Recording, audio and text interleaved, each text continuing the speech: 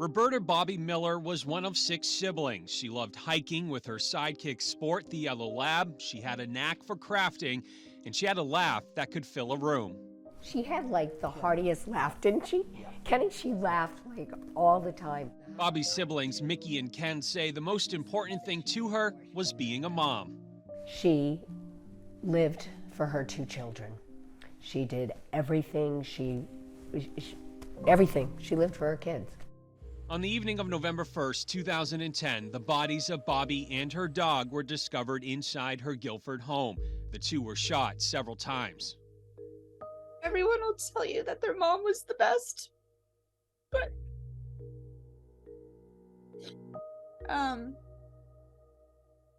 yeah, she loved to do everything, and she always put her kids first. Jennifer Miller is Bobbie's daughter. Now living in California, she tells us the phone call she received about her mother's death still haunts her mind. You immediately knew it was very bad, and of course I assumed car accident. Fell down the stairs, something like that, and I think the police came on the phone, and it was very quickly evident that that wasn't the case. For the past 12 years, Bobbie's family has been navigating through a nightmare, still grieving her loss while searching for clues in her case, one that with no leads or suspects has gone cold. Did you ever think, more than a decade later, you'd still be in that same position as you were that night? Absolutely not. No. Absolutely not. No. Bobbie's family says the Attorney General's office was responsive and helpful after her murder, but as time went on, they claim the connection unraveled. Emails and inquiries are met with the same response. You get a very generic answer. We have to protect the investigation. How has that relationship been, at least for you and the Attorney General's office? Yeah, non-existent. The family frustrated by the lack of information and the lack of movement in the case. Does it make you nervous that her name may remain on this cold case list for a long time?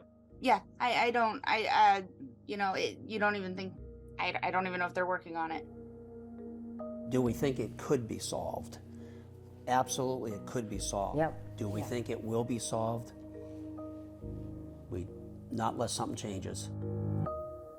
Bobbie's story is one that resonates with families across the state. Right now, there are 129 cases in the cold case unit made up of unsolved homicides, suspicious deaths, and missing persons cases. The oldest from 1968, the most recent 2011. The idea that things are just getting shelved, that's not how it works.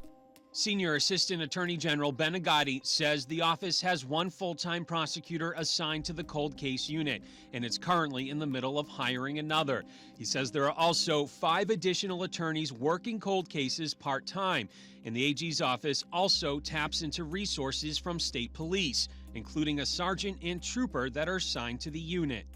We actually help fund an auxiliary trooper who is working part-time in the cold case unit.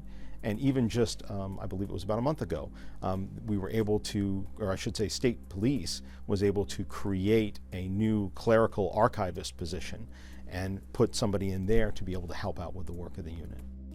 When it comes to which cases to work on and when, Agati says there are a number of factors that come into play. One, specific tips on certain cases. Another, new developments in forensics.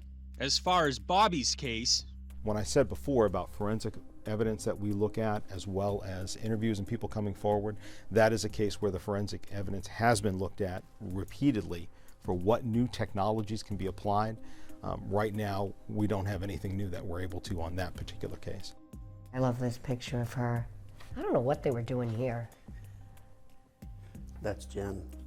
Meanwhile, Bobbie's family says it will not stop fighting until her case is solved. Somebody killed my sister and they need to be put away. It's never gonna take the pain away, but it needs to be solved. Tim Callery, News 9 Investigates.